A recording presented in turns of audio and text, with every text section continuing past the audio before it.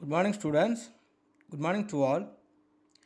And last day we have studied about the profit and some of the theories of profit. So today also just we will remind what we have studied on yesterday and we will go to the next lessons. Yesterday we have studied some of the four types of theories of profit. So on the basis of theories of profit, first one of the theory is dynamic theory of profit. So on the basis of dynamic theory of profit, the profit is derived on the basis of the dynamic changes in the societies. So in the static societies, there is no change in their living standard and the lifestyle of the consumers and their production capacity and the productions method. So the old productions method and their classical method of living style only followed by the peoples. So when they are being like that, there is no need of having the profit because the entrepreneurs will not able to bringing any of the innovations in their production method and their production unit. But in the society, some of the changes are available in the time of circulations. The people always want to consuming the different type of the commodities, and because of that the entrepreneur also can able to bring the more innovations idea in this production unit and the productions method, and because of that the employment opportunity also will be created. So the entrepreneur also will have the chance to increasing their production unit and the different kinds of the commodities, and because of that the entrepreneurs can have the chance to earning more profit. So if the changes are not having any of the dynamic changes, there is no chance. But if the societies are having the dynamic changes on the basis of course of time, so the entrepreneurs have the possible to earning the profit. Next, innovation theory of profit. On the basis of the innovations theory, the entrepreneur, the good entrepreneur must bring some of the innovations on the existing commodities, because the people always will not having the same interest to consuming the same type of commodities or same kind of commodities. So the people always want to consume the different type of the commodities. So if the entrepreneurs having the power to bringing the innovate on any of the commodities or any of the production unit or the production method, so they can easily adapted or and occupy the markets. So on the basis of the innovations theory of profit, the entrepreneur can have the chance to earning the profit only by the way of bringing the innovations on any of the commodities or existing commodities. Next, risk bearing theory of profit. Risk bearing theory of profit means one of the objectives or one of the features or character of the entrepreneur is bearing the risk of losses. So we will never know about the futures, and all the type of the organizations are having in the subject to involve the risks, different type of the risk means the theft, fire or accident or damage due to reason of commodities and etc. But without having any of the worry and trouble, if the entrepreneurs are taking the effort to bring the innovations and taking the risks in the business organizations, he will get the possible to earning the profit. Next, uncertainty bearing theory of profit. On the basis of uncertainty bearing theory of profit, some of the uncertainty problems or uncertainty risk will be available. Some of the risks can easily compensate by the insurance or insurance companies. So this type of risks are called as a insurable risks.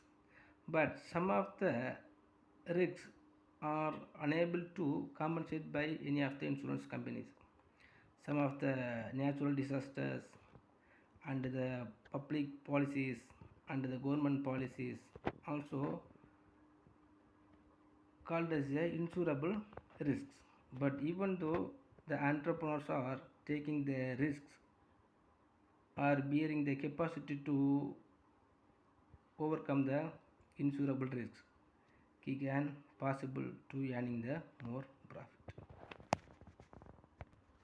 Okay students, then yesterday itself our chapter 6 has completed, and today just we will go to the chapter 7. So chapter 7 is Indian economy. So in these lessons we will study about the current status of the Indian economy in terms of the features and the natural resources and the infrastructure facilities and some etc. So and we will understand the contribution of major Indian economic thinkers. Different type of the economic thinkers was there, but how they distributed their things and the development of economy. So first we will study about the meaning of growth and development. Meaning of growth and development of economy. What is the meaning of the growth of economy? What is the meaning of development of economy? We must know about the difference between the growth and the development of economy. First, if you are considering the growth, a country's economic growth is usually measured by the national income. It is usually measured by the national income indicated by gross domestic product. So what's the meaning of gross domestic product mean?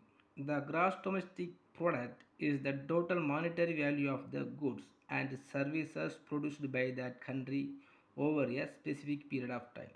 That specific period of time normally considered as 1 year. Within a 1 year, one nations how much of income earned by their produced product and their monetary value of the goods and services. Every nations are producing the different type of the goods and services in a year.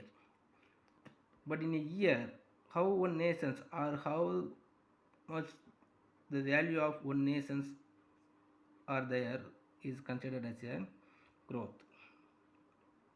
Suppose if a nations are having the more gross domestic product or high value of the gross domestic product, we can consider the growth of economy is increase. So every year our national income is increasing. That is means the growth of economy is increased.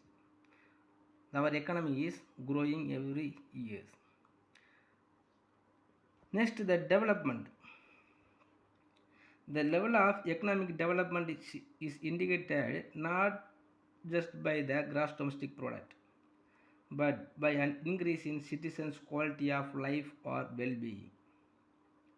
The quality of life is being assessed by several indicators such as the Human Development Index, Physical Quality Life of Index, and Gross National Happiness Index.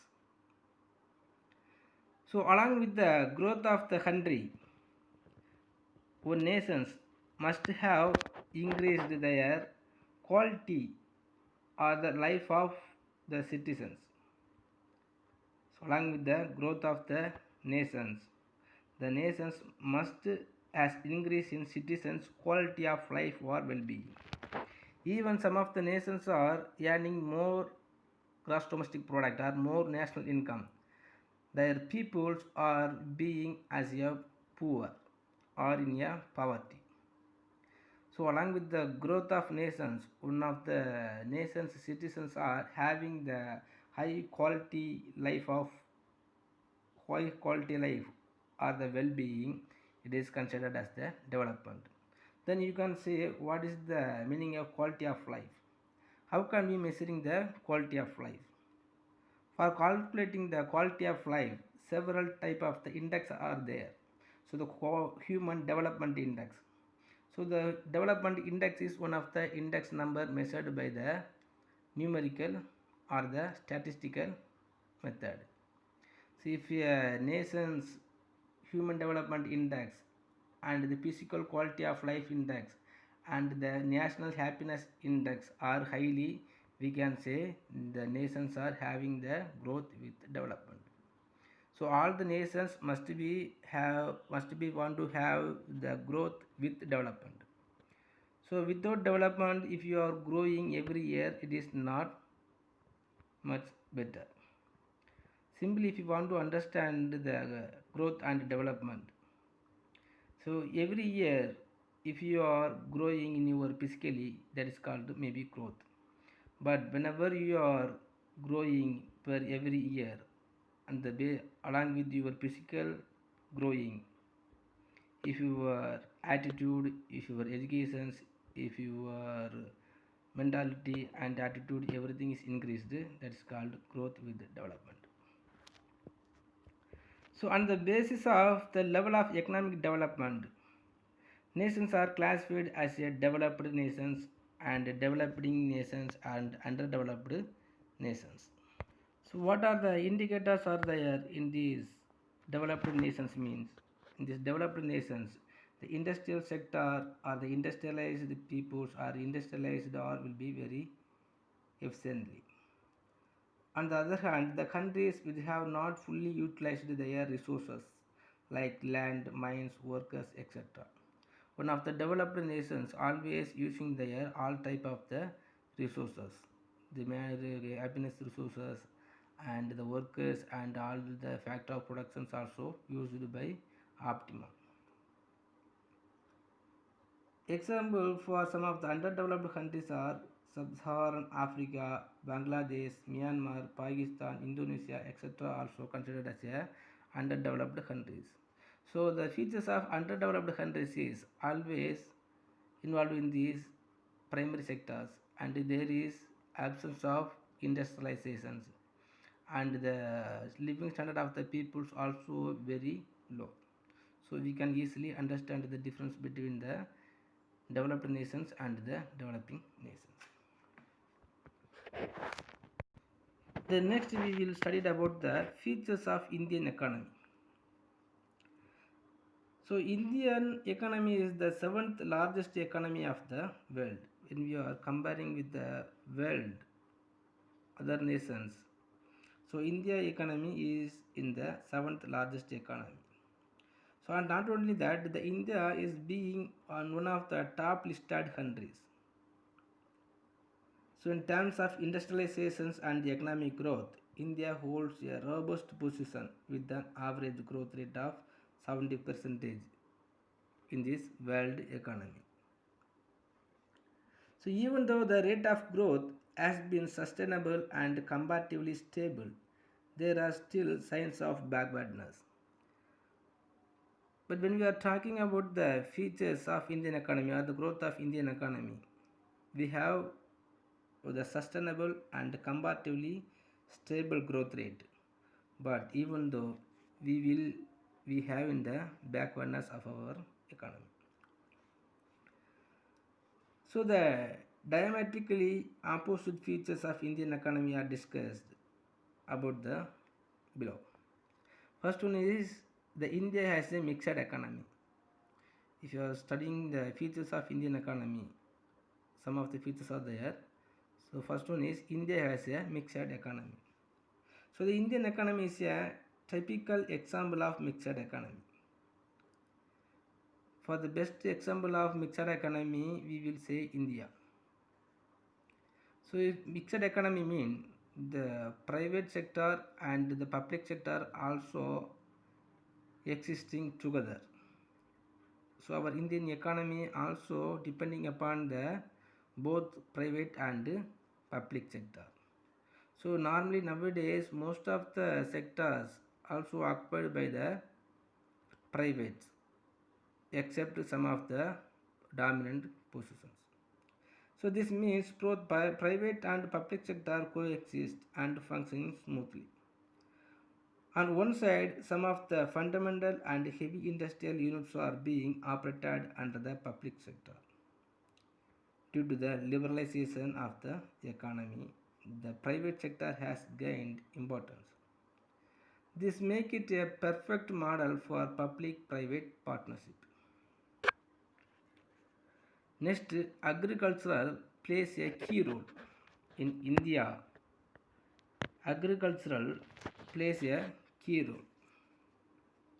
So, the agriculture being the maximum pursued occupation in India, it plays an important role in the economy as well. Around 60% of the people in India depend upon the agriculture for their livelihood. So mostly the rural peoples are involved in this agricultural only, and they are producing abundantly or considerably produced, and the raw material of the industrializations also going from the agricultural field only. So nearby the 17 percentage or 18 percentage of raw material for the industrializations are going from the agricultural sector only. In fact, about 17 percentage of our GDP today is contributed by the agricultural sector. When we are calculating the GDP level, the 70 percentage of the GDP is coming from the agricultural sector only. So green revolution, evergreen revolutions and invention in the biotechnology have made agricultural self-sufficient and surplus productions. So before the introduction of or before the implementation of green revolutions and the evergreen revolutions, some of the invention in the biotechnology. So there is no productions in this agriculture. But after introduction these all, so our agriculturists are producing abundant product, and our India also made as a self-sufficient and surplus production in the agriculture. So the export of agricultural products such as fruits, vegetables, spices, vegetables oil, tobacco, animal skins, etc. also add to forex earning through the international trading, because the demand for the tobacco and vegetables and mostly the spices and animal skins also exported from the India only. So these all occupations are related to the agro-based industries only. Next, an emerging markets. So India has emerged as a vibrant economy, sustaining stable growth rate even in the midst of global downwards. So even the peoples and our economy is going downwards because of the emerging market. So we are having the most important place in this market. This has attracted significant foreign capital through foreign direct investment and foreign investment in India. So normally our India has the possibles to adopted or attracted the foreign direct investments. So India has a high potential for prospective growth. This also makes it an emerging market for the world. So India is considered as a world market. India has the most appropriate place to selling all the commodities produced by international levels. Next, emerging economy. The emerging is a top economy giant among the world economy. India backs the seventh position in terms of nominal gross domestic product and third in terms of purchasing power parity. Purchasing power parity means the people's purchasing the power. If the peoples on any of the nations have more purchasing power, it is considered as the good emerging economy. As a result of rapid economic growth, Indian economy has a place among the G20 countries. So G20 countries means on the global level, some of the top economic nations are joined together and they will made one of the conference about the world economy.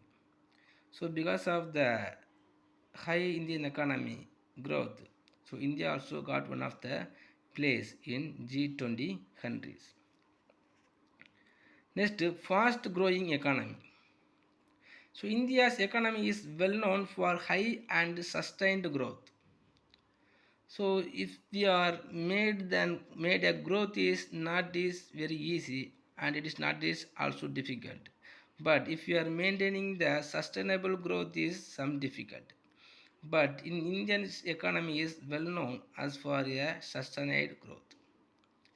It has emerged as the world's fastest growing economy in the year 2016 and 17 with a growth rate of 7.1% in GDP.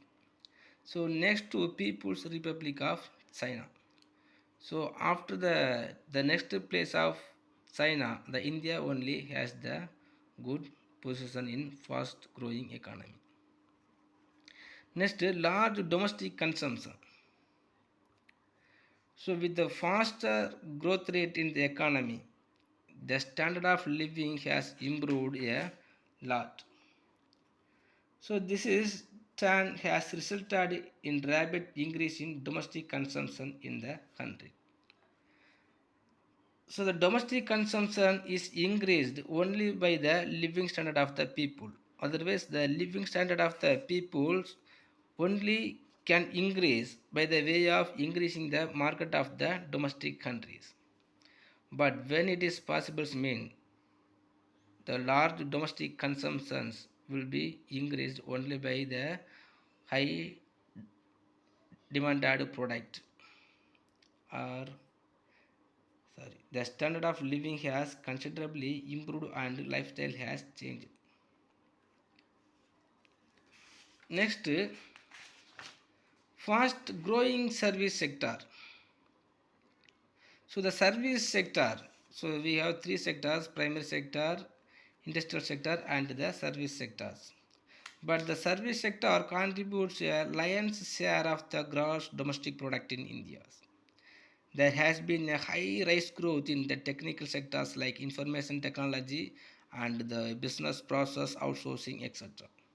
So nowadays our information technology and the business process outsourcing sectors also increased very fast, and the contributes also providing like a lion's share.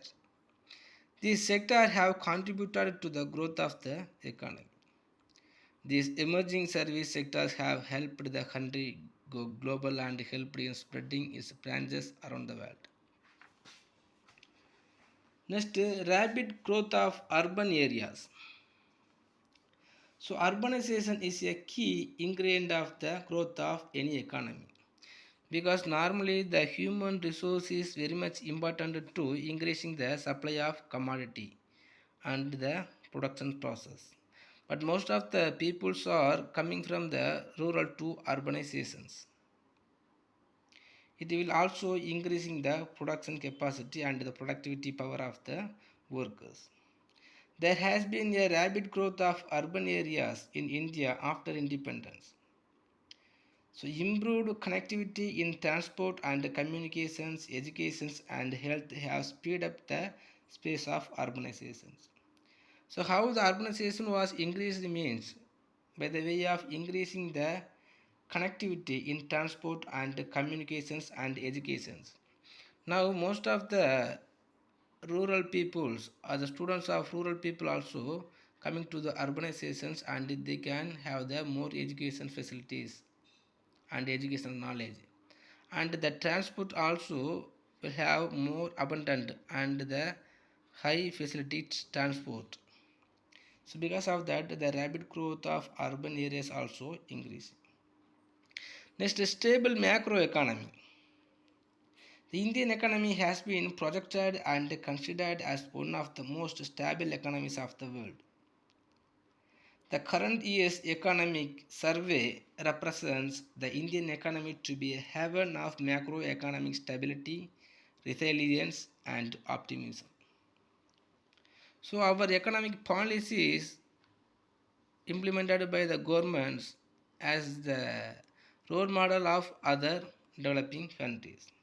So, according to the economic survey for the year 2014 and 15, 80% and plus gross domestic product growth rate has been predicted, with actual growth turning out to be a little less 7.6%. This is a clear indication of a stable macroeconomic growth. Next, the demographic dividend. So, the human capital of India is young.